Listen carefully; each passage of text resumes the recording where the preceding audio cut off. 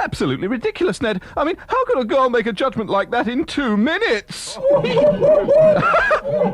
Shut up. Actually, I've given up all of that to become a shepherd in residence on One Man and His Dog. I think I may be doing something wrong because every time I whistle up my dog, it makes his eyes water. Just 2 of the job lot of old jokes, well past the sell-by date, purchased wholesale this week from Mr. Bob Monkhouse. Good morning, and welcome to last week's Loose Ends. It's been a lamentable week. Listeners to last week's programme may recall that instead of my usual rating savings masterpiece, I produced a right old bleeding turkey.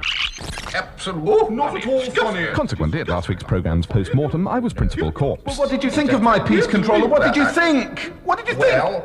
Well, as you know, I don't actually listen, but my wife said that Lewis Smith's piece, it's written here on this piece of paper, it says, "Darling, it was about as funny as being born dead with cancer." Oh, that's not fair. Unfortunately, my joke about the gay author suffering from writer's camp bombed. I don't understand, Controller. I did the routine at a royal show. The Queen loved it. Really? Prince Albert liked it too. You're not right in the head.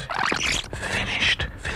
To use a metaphor, what you're hearing is the BBC Mandarin's version of Chinese whispers. All presenters undergo this excruciating experience each week, and while I'm bombing on the radio, the BBC hierarchy are deciding whether or not I'm finished in showbiz. To use another metaphor, it's like Nero. Hold on a second, those metaphors aren't properly mixed. I'll just beat until stiff, as Mrs. Tribbley often says.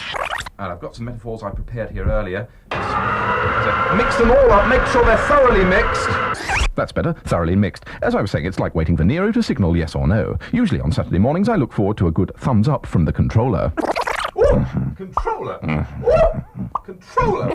Sadly, I am finished on Radio 4 since last week I exceeded my quota of references to ladies' front bottoms, and in media terms moved from being a present indicative to a past tense sort of a guy. Kismet? Let me explain in eschatological terms.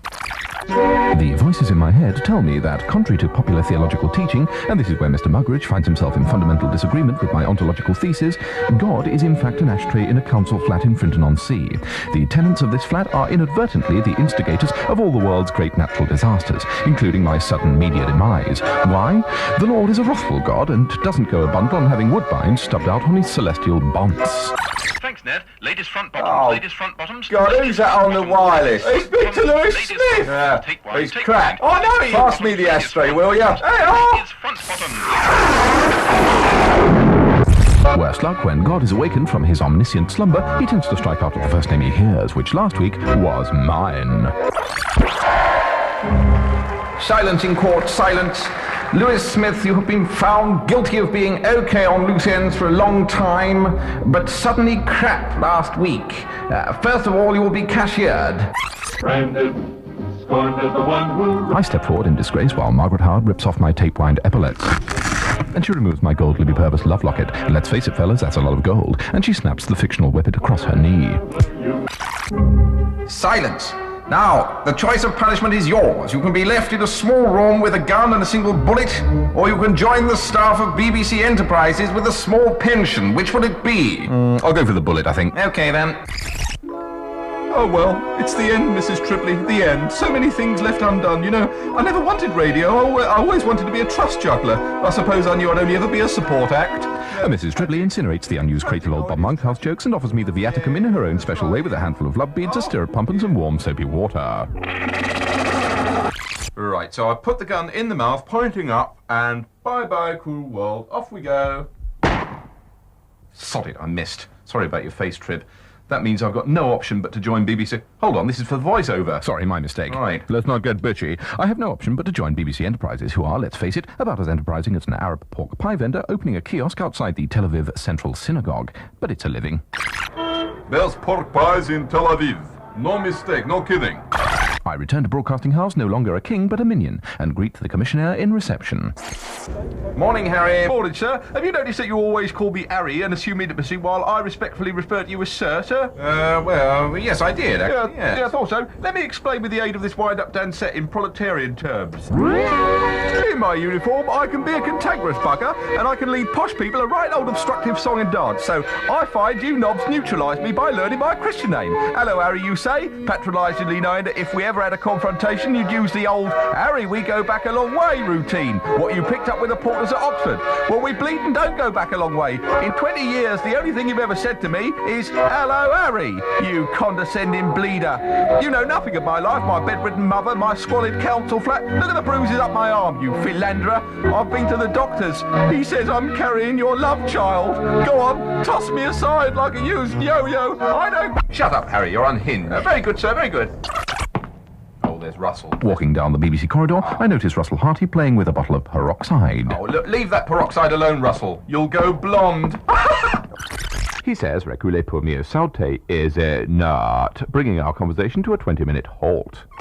Certainly, I find myself in the nerve centre of BBC Enterprises. Thank you for coming along, gentlemen. Here's a list of BBC records out this week on shellac. Now, we have a rare recording of, archive recording of Steve Race caught accidentally being entertaining for 2 seconds.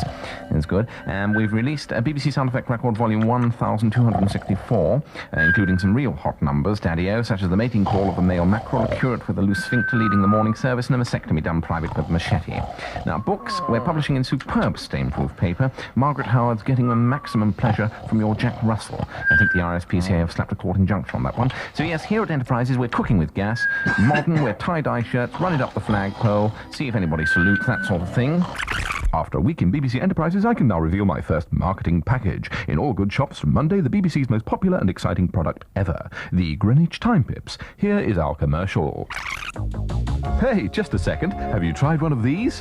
They're great. What are they? Well, they're Greenwich Time Pips. A great new taste from BBC Enterprises. And there's 6 flavours in there, 5 regular and a jumbo spearmint at the end. So you can suck away the second. Oh, go on, have a suck. Are they healthy too? Yes, because with Greenwich Time Pips, you stay as regular as clockwork. And each pip is specially handpicked from the sun-kissed slopes of exotic Greenwich, rolled between the thighs of dusky maidens, and cleansed in purest Thames water. And remember, each pack you eat consumes 5 seconds of Radio 4's output, and that can't be bad. Just think, collect and send in 360 wrappers, and we'll wipe out an entire episode of Citizen, including its revolting sig tune. So suck time, have a Greenwich Pip today. Anyone around the table care for a suck? Ned?